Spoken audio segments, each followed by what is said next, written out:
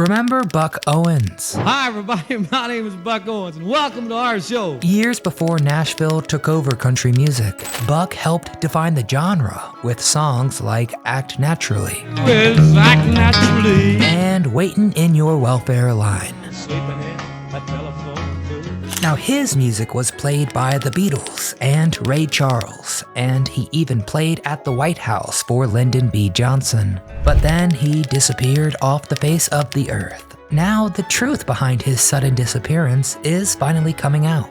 So why did Buck Owens try to kill Merl Haggard? Why was he accused of extreme cruelty? And why did he quit music? We'll find out the bizarre story behind his name, the strange things he allegedly did to get out of paying child support, and the shocking thing Merl Haggard is now saying about their complicated rivalry. Let's find out the truth about the man behind the Bakersfield sound. Before we begin, make sure to give this video a thumbs up if you enjoy it, and subscribe to the channel for more country content like this. Now you ready? Well, pack your bags for Bakersfield, because we're about to find out.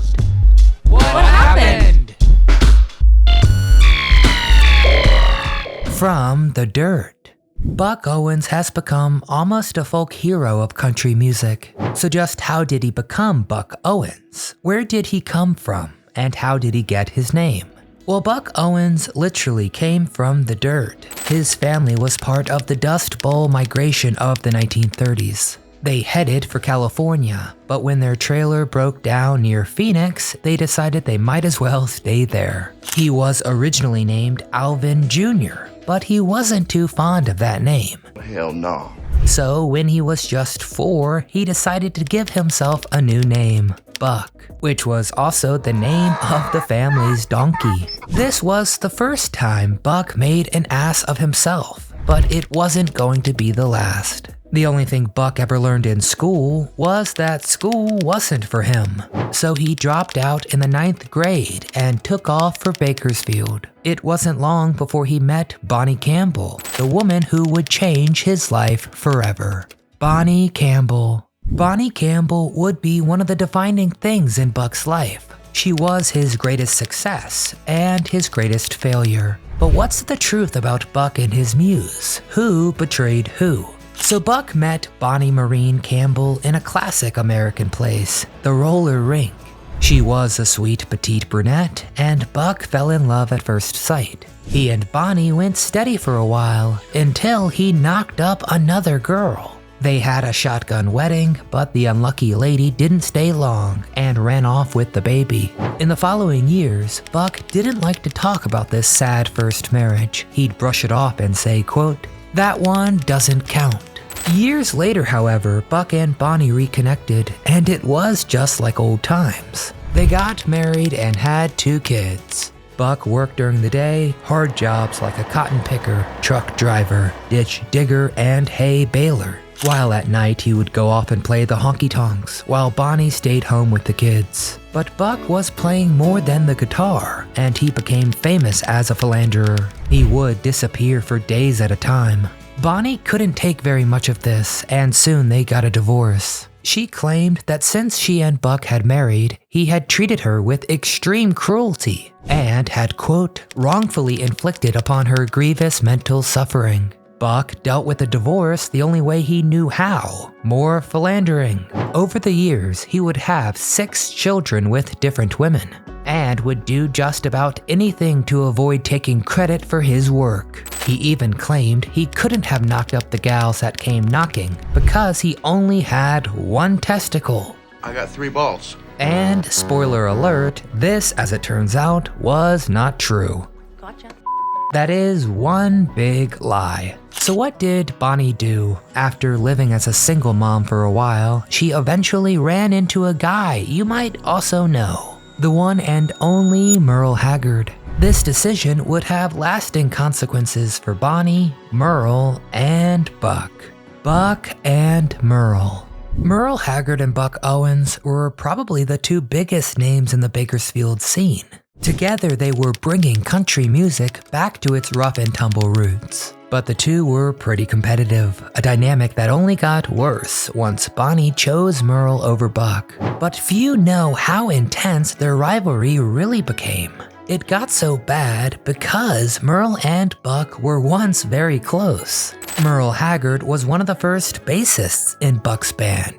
He even named it the Buckaroos, an awfully selfless gesture. But as their personal and professional rivalry deepened, their relationship became icy and fiery. Now, Buck was a jealous guy to start with, and once Merl became a stepfather to Buck's two kids, things got even worse. Buck once chased Merl down the road in a fit of rage, gun in hand, threatening to kill him. For 37 years, they never stepped on the same stage. But this was just one of Buck's problems. Nothing could have prepared him for what was about to happen.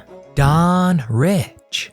Do you remember your childhood best friend? The person you did everything with? Well, Don Rich was Buck Owens' best friend for decades. But Buck never could have predicted how tragically things would end. Buck met Don Rich back in 1958. Buck had seen Don play the fiddle and immediately wanted him for his band. And in the following decades, the two would become as close as best friends can be. Buck taught Don how to play guitar, and Don became Buck's collaborator, guitarist, and leader of the Buckaroos. In fact, they were so close, Buck often insisted that Don spend the night in his room. They would lock the door and make sure nobody else in the entourage disturbed them. Of course, some groupies suggested they might be more than BFFs, but most people close to Buck and Don dismissed that idea. Either way, it gives you an idea how close they were. But as the years went by, the industry began to change. Honky-tonk music became less popular, and this is when Buck started co-hosting the variety show Hee Haw, where he brought the Buckaroos along with him.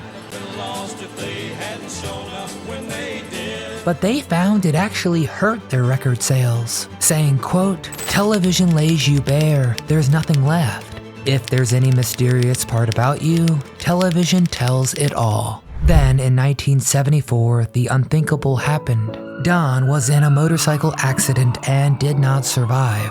Buck Owens was devastated, saying, quote, "He was like a brother, a son, and a best friend. Something I never said before, maybe I couldn't, but I think my music life ended when he died." Although Buck didn't properly retire until later, he lost a lot of his spark with Don's death. I mean, they co-wrote many of Buck's greatest hits. And Buck also didn't like the trajectory of country music. He thought it was becoming too clean and poppy, but mostly because he didn't think he could go on without his best friend. The following years would be the darkest in Buck Owens' life. A comeback. Buck stayed busy with the only two things he was ever good at besides music: business and girls. He settled into a quieter life and became resigned to the fact that music was behind him. But then something changed in the industry. Country musicians were getting sick of the glossy Nashville style, and they were reviving the dusty, rootsy Bakersfield sound. One of these musicians was Dwight Yoakam, who wanted to bring Bakersfield back more than anybody, and he wanted Buck to help him. Dwight tracked down Buck and convinced him to record again. And after some convincing, Buck played several shows, and he went into the studio again to record The Streets of Bakersfield. Yes, I've worn blisters on my heel. The track became a top 10 country hit that was nominated for a Country Music Association award. Buck found he could still play music, and more than that he still enjoyed it. So he kept putting out music over the following years, performing and recording with people all over. He even got the Buckaroos back together. Well, at least what was left of it.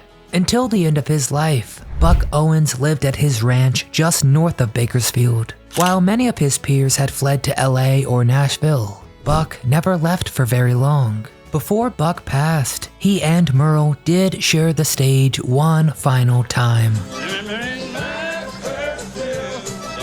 playing songs from their glory days. It was a heartfelt moment, but nobody was sure if the two were on good terms with each other off the mic. The great Buck Owens passed away in 2006, in Bakersfield as a matter of fact. And his first love, Bonnie, passed away only a month later. The world wanted to know what Merl Haggard thought, now that the two people who had been so important to him, for better or for worse, were gone. Many wondered if he would reveal more dark secrets about Buck's past. But what Merl finally said may be a shock to you, because Merl Haggard says that while there was once bad blood between the two, that Buck and Merl eventually worked out their differences. Merl said, quote, "Buck and I are from the same town. We've been in many battles together, always on the same side. We were outlaws together." Buck Owens was a complicated figure. He wasn't the best husband to Bonnie or his other wives, although that's a story for another video. And he could be a jealous man, but he made sure to take care of those around him, and he was a good father to his 2 kids. But most importantly, his heartfelt, genuine music improved the lives of millions all around the world. How many of you that sit and judge me ever walk the streets of Bakersfield? So what do you think? Who was the better musician, Buck or Merl?